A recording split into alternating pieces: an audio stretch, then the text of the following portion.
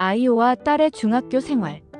아이오와라는 곳을 처음 지났을 때 가장 눈에 들어온 건 끝이 안 보일 만큼 이어진 옥수수밭이었습니다.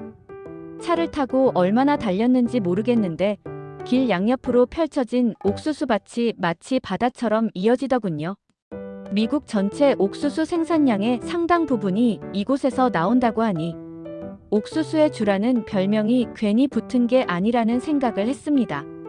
사실 아이오와에는 따로 둘러본 역사 명소가 없어서 여행 자체가 강하게 남진 않았지만 대신 그 시기 딸아이의 미국 중학교 생활은 제게 아주 선명한 기억으로 남아 있습니다. 딸은 한국에서 중학교 1학년을 다니다가 미국에 오게 되었는데 학제가 달라서 미국에서는 8학년, 그러니까 한국 기준으로는 중학교 2학년에 배정되었습니다. 성적은 나쁘지 않았기 때문에 큰 걱정은 없었지만 정작 학교 생활은 생각보다 훨씬 힘겨웠습니다. 외국에서 막 온 학생에게 아이들이 호기심을 품고 먼저 말을 걸어주긴 했는데 딸이 거의 못 알아듣다 보니 대화가 금방 끊기고 결국 점점 아무도 말을 걸지 않게 되었다고 하더군요. 그러다 보니 점심도 혼자 먹게 되고 학교에서 보내는 시간이 고스란히 스트레스로 쌓여갔습니다. 그 무렵 저는 제 학업을 따라가느라 정신이 없어서 딸을 챙길 여유가 없었습니다. 물론 미안한 마음이 컸지만 동시에 이런 상황을 스스로 이겨내야 한다는 생각도 있었습니다. 그런데 놀라웠던 건 딸이 포기하지 않았다는 점이었습니다. 하루하루 버티는 것도 힘들 텐데 오히려 자신이 처한 상황을 정면으로 받아들이고 공부를 따라잡으려고 애쓰더군요. 딸은 매일 단어장에 모르는 영어 단어를 50개씩 적고 외웠습니다. 하루 이틀이 아니라 꾸준히 말없이 그걸 반복했습니다. 또 미국에서는 큰 시험도 있지만 매 수업마다 작은 과제가 있고 수시로 퀴즈가 나오는데 그걸 빠짐없이 다 해냈습니다. 그 결과 성적표에 찍힌 건 대부분 언어였습니다.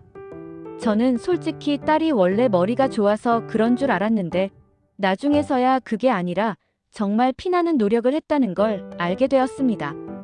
결정적으로 제가 알지 못했던 사실도 있었습니다.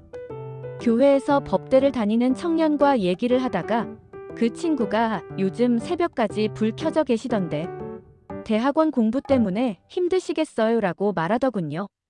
저는 새벽까지 공부한 적이 없어서 깜짝 놀라 바로 아니라 했지요. 그런데 생각해보니 새벽이 되도록 불이 켜져 있던 건 제 공부방이 아니라 딸아이의 방이었던 겁니다. 아파트 구조상 서로 방 사이에 거실이 있어서 저는 딸이 언제까지 공부하는지 못 느꼈던 거죠. 딸은 매일 새벽까지 영어와 과제를 붙잡고 있었던 겁니다. 그걸 알게 된 순간 마음이 미어지면서도 한편으로는 그 끈기에 감탄했습니다. 6개월 정도 그렇게 치열하게 보내더니 딸은 어느 순간부터 공부가 어느 정도 안정권에 들어갔다고 하더군요. 그러더니 도전적인 걸 하나 더 해보고 싶다며 모의 유엔마덜 유엔 방과 후 활동을 하겠다고 나섰습니다.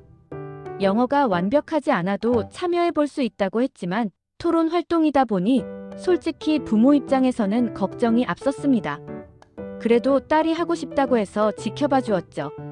매주 수요일 저녁 7시 학교로 걸어가서 2시간 동안 활동하고 9시가 지나 어두워지면 제가 차로 데리러 가곤 했습니다. 대부분이었다면 영어로 공개 토론을 한다는 것만으로 엄두를 못 냈을 텐데 딸은 오히려 그걸 성장의 기회라고 여긴 것 같았습니다. 활동을 지도해주던 선생님도 열정적인 분이었고 모의 유엔은 학교 안에서의 경쟁을 넘어 주 대회, 전국 대회로 이어지는 규모 있는 프로그램이었습니다.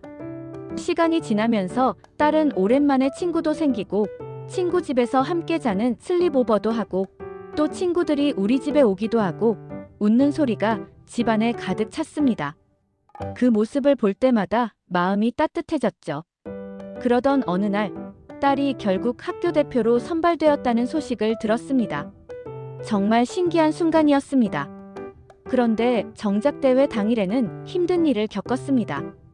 토론 방식상 방청석에서 상대에게 빠르게 질문을 던지고 답을 제대로 못하면 질문자가 점수를 가져가는 구조였는데 딸이 그날 토론자로 뽑힌 겁니다. 빠르게 쏟아지는 질문을 완전히 듣지 못하거나 이해하더라도 영어로 바로 대답하는 게 어려웠기 때문에 질문자들이 딸에게만 계속 질문을 던졌다고 하더군요. 대답이 매끄럽지 않으니까 다른 학생들이 점수를 얻는데 유리했을 테니까요. 딸 입장에서는 아마 무척 속상했을 겁니다. 하지만 대회를 마치고 나온 딸이 제게 했던 말은 의외였습니다. 이번에 내가 얼마나 부족한지 확실히 알았어. 더 많이 해야겠다. 좌절 대신 다짐을 내놓는 딸을 보면서 저는 정말 이 아이가 대단하다는 생각을 했습니다. 그렇게 2년을 미국에서 보내고 중학교를 졸업할 때 딸은 우수 학생으로 이름을 올렸습니다. 영어는 능숙해졌고 사람들 사이에서 당당히 말하는 법도 배웠습니다. 그리고 다시 한국으로 돌아와 중학교 3학년을 시작했습니다. 아이오와의 옥수수 밭보다도 더 강렬하게 남은 건 결국 그 2해 동안 딸이 보여준 믿기 힘든 끈기와 성장의 여정이었습니다. 오늘의 이야기는 여기까지입니다. 구독과 좋아요는 다음 동영상을 만드는데 힘이 됩니다. 잠시 후 또 다른 미국 이야기로 찾아오겠습니다. 감사합니다.